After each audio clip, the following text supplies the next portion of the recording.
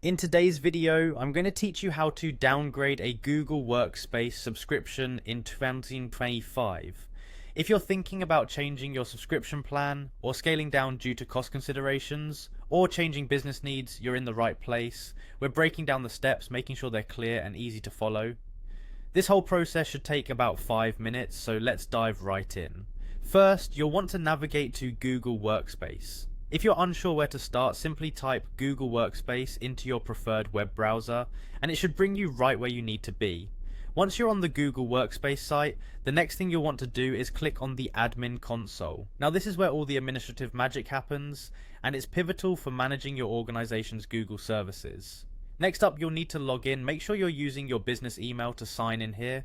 If you're already logged into another Google account, you'll need to switch to your business account, but assuming you're using your correct business email, go ahead and click next or sign in, whichever option is showing for you. This should lead you directly into your administrative dashboard. Now that you're logged in, take a look at the top right hand corner of your screen. You should see the Google Apps menu. Click on this handy feature, and from the drop down options you'll see an admin icon. Go ahead and click on it to make your way to the administrative settings. Once you're inside the admin settings, direct your attention to the left hand side of the screen. You should see a menu option called Billing. Click on Billing, as this is crucial for modifying your subscription settings.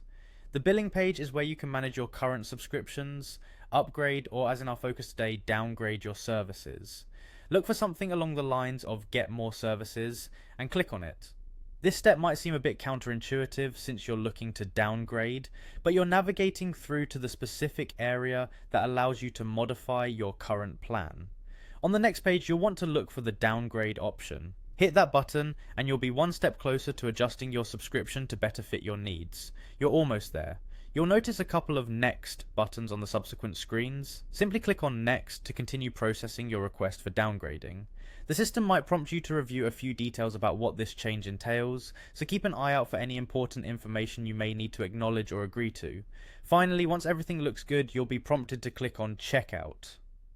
Clicking Checkout will initiate the downgrade on your account, and you should receive a confirmation once the changes take effect. And that's all there is to it. You've successfully navigated the Google Workspace admin console to downgrade your subscription. Thanks for watching, and I hope this guide has been helpful for your business needs. If you found this video useful, don't forget to like and subscribe for more helpful tutorials.